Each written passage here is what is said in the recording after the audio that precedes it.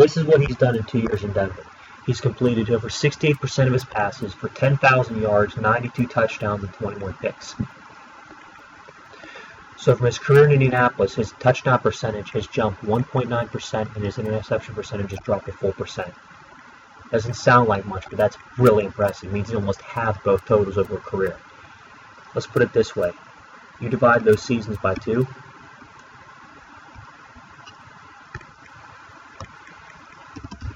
And your average would just be ridiculously good. To show what I'm talking about, I'm going to do one more average and show what I'm talking about here.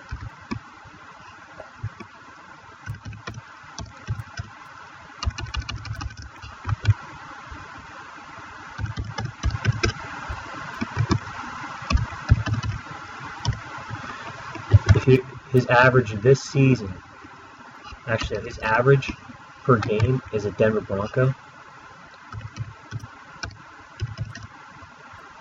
He's to complete 26.5% of his passes.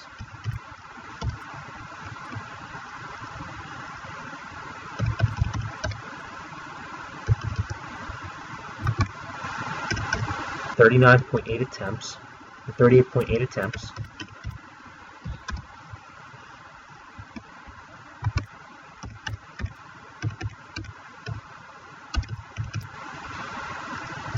316.75 yards per game.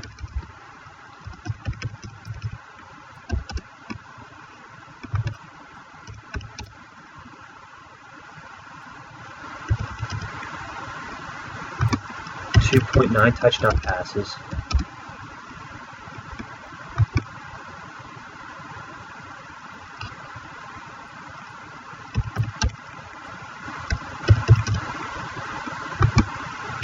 And .65 interception percentage. That's .65 interceptions. That's just incredible that he's been able to do this.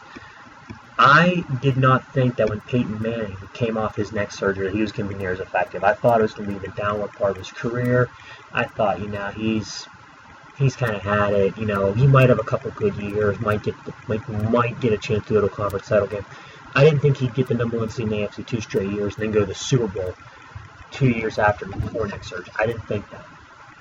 I kind of was surprised he went to Denver, if anything, because of the cold weather and the nerve damage, but look at what he's done. It's just been ridiculous what he's done in his 2 years in Denver. He's played better in Denver than he ever did in Indianapolis.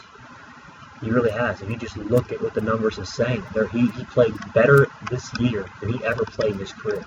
He may not have set a career for completion percentage, but he threw for more. He tied his career high for attempts. Almost tied his career high for interceptions.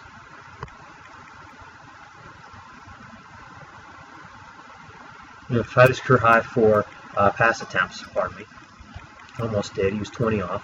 Threw for more yards than anybody in league history, more touchdowns than anyone in league history, only threw 10 interceptions. He has just been absolutely dominant this year. We'll have to see how he does against the Legion of Boom in the Super Bowl, but I've got a funny feeling that he's going to get at least 300 yards and 2 touchdowns. I still think, even as good as Sherman and Chancellor and Thomas, those guys are good, it's going to be tough for them to really slow him down at much. I think even in the cold weather, as much as I doubt him in the cold weather, I think Peyton shows up. And I think he absolutely just plays as good as he can. I think he plays pretty well in this game. I don't think it's going to be an issue where Peyton lost the game like he did against the Saints where he threw a dumb pick. Don't think you're going to get that. I think he's going to play well. As for his legacy all time, his playoff record's still 500. And that still, is a warning sign for, if you want to land on the greatest of all time. You still could lose that argument with that number statistically. He's 11-11. And if you look at the teams he's lost to, it was either really one of 3 things. Either it was the weather, like going to New England or something like that. Whether it was, basically just getting outgunned by a better team. Or it was basically, him not making the right play at the right time. I guess you can say that the best way to describe it is that it's sometimes been his fault, but more often than not, I think his 500 career playoff record isn't just, his fault. Yes, he's had a hand in it. He's thrown some interceptions and played poor in some big games. But, come on. Look at the games they had to go to New England and they just ran all over the defense. Look at the games like against Pittsburgh where they couldn't get the Steelers off the field on long drives. The games against San Diego where they could not shut down Phillip Rivers and that passing offense. 2008, Darren Sproles ran all over them. 2009, yeah, that was kind of his fault. 2010, Jets just ran right through him with the run game. What else happened here?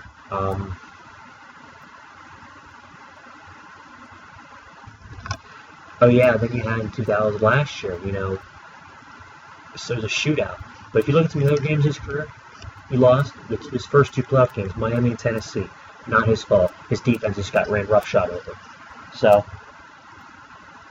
I think Peyton's playoff record is a little misleading. I think if he had a better team on defense, then I think he would have won more rings. And it's ironic because the one year where he did not play well in the playoffs, threw 3 touchdowns and 7 picks in 4 games, and the one year where his defense really carried him was 2006. What happened? He won a ring.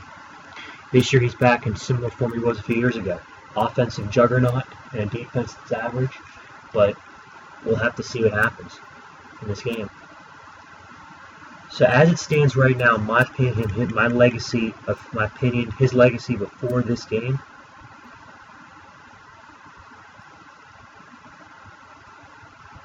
I have him ranked as the 7th greatest quarterback of all time.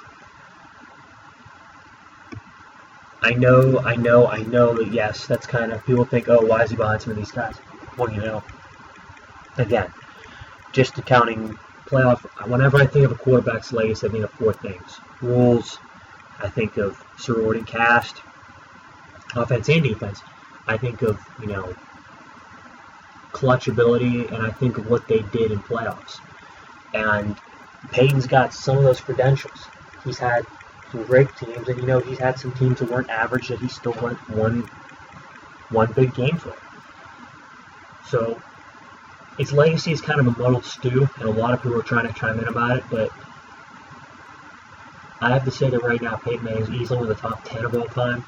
His numbers are getting up there. They're speaking for themselves, and if he wins against the Seahawks on Sunday, I will anoint him as one of the top 6 greatest quarterbacks of all time.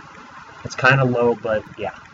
But let me put it to you this way. If he were to go ahead and win a Super Bowl, if he were to come back and the Broncos win the Super Bowl next year and this year on top of that, I would consider him the greatest quarterback of all time.